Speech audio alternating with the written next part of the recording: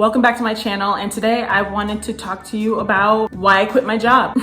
So if you're interested in hearing that, please stick around, and thank you for joining me today. I quit my job in June of 2021, so just about a few months ago, for a number of reasons. When I moved from Chicago to Colorado, it was kind of a lateral move. I moved more for the opportunity to get a promotion more than for a promotion. I was only given $1,000 more at my job in Colorado when I moved, and no relocation package. So it really was a lateral move, and it was a risk that we decided to take in January of 2020. I didn't know that the country was gonna lock down just 3 months later after we did that, but it did. And because of my industry, I was lucky enough to keep that job, but it just didn't feel like enough after a while, what I was making and the position that I was in. So I let my bosses know I'm not really feeling very applied in my current position, and I would like to do more. I would like to contribute in a different way. They basically ended up creating a position for me, and it was a supervisorial managerial role in the same field that I was doing. I started seeing things, while I was going for that job that were kind of red flags. I did let them know, before I took the job, that the pay needed to be acceptable. I don't know why, but with university health systems, they don't really like to negotiate pay as much as you would think. So that was kind of a point of contention with me and my boss. But it was something that I wasn't gonna budge on. So I did end up actually saying no to that promotion, but was eventually convinced not to turn it down. I knew when I took the job that it wasn't gonna be a lifelong decision, just because I just didn't feel comfortable taking that position at the time. And that's just something that I can't advise people to do, take a job that you just aren't comfortable doing. But I did it because I did need the money, and I knew that having managerial experience would propel me forward in my career trajectory. I ended up only lasting about 4 or 5 months in the official title of supervisor, even though I was doing the same responsibilities that I was just as a regular data coordinator. So I only lasted about 4 months because, the pay was not worth what I was putting up with. And I had in my mind that I would stay here for about 2 years, and then I would leave and go somewhere else with the skill set that I had learned. When it would be time for me to lead, I just always was hitting a wall. There were always obstacles where I wasn't allowed to lead. So that was one of the things that, made me decide to start thinking about maybe leaving. I was kind of bait and switch. I was told that, I would be supervising this team and, helping out where I could, just doing some QA, making sure people were getting their data in on time.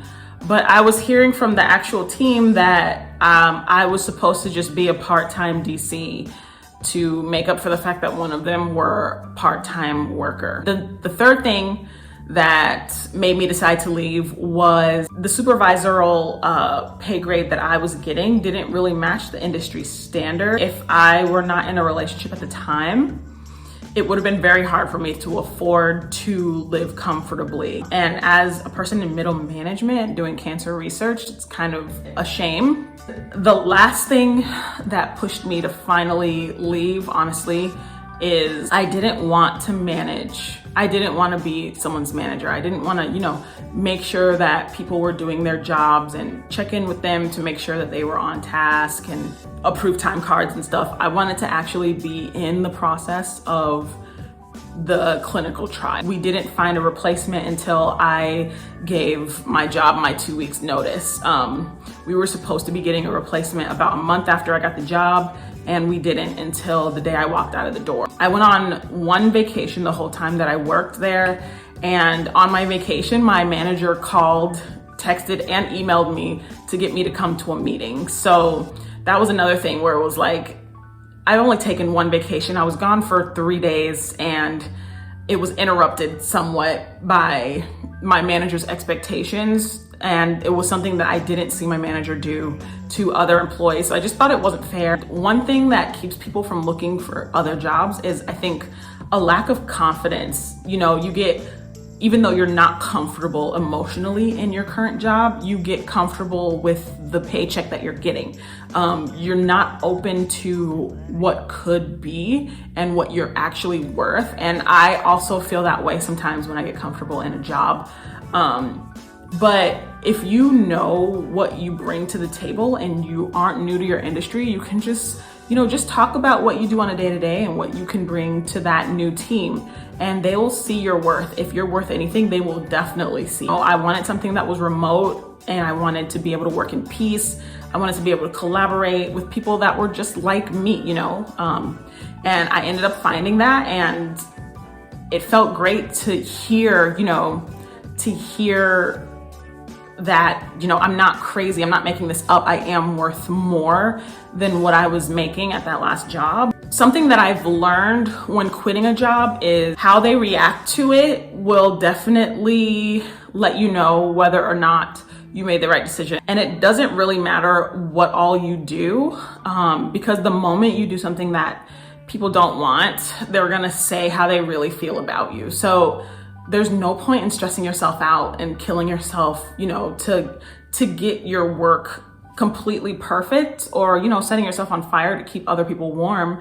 Because the minute you douse out the flames and you're like, I want to be comfortable, they're going to have an issue with it anyway. It just gave me a kick in the pants to move onward with my career and to move up and to contribute more and to apply myself more. So I am grateful for the opportunity that I did get from that job. The timing was, it wasn't really planned. I didn't plan to be part of this movement, but it just sort of happened that way, and with the lockdown and things, a lot of people are seeing their worth, and they're seeing people are dying. Like, people aren't making it through, and they're giving their all to these jobs, and then, life still goes on without them. And it's kind of jarring to see that, and to see that juxtaposed with your professional life. You only have one life, and you don't want to spend it all doing a job that you're not necessarily proud of. So I am 100% behind the movement, and I'm happy for everyone who has made a positive change professionally during this time. I don't plan on quitting anytime soon again, because I feel very comfortable where I'm at. I feel appreciated and, very well compensated. So I do, endorse people leaving for things that feel right for them and that work for what they're looking to do in their lives. And I hope that the employers learn to treat their employees well, especially if they're doing a lot for you and you value what their output is. Then just treat them well. Like, don't treat the new people better than the people that have been working there for so long. And, just be gentle with people at this moment, because there's a lot going on and people are stressed out. Let me know in the comments if you've quit your job and how you went about it, and if you regret the decision or not. And I look forward to reading those comments, and I will see you guys in the next video.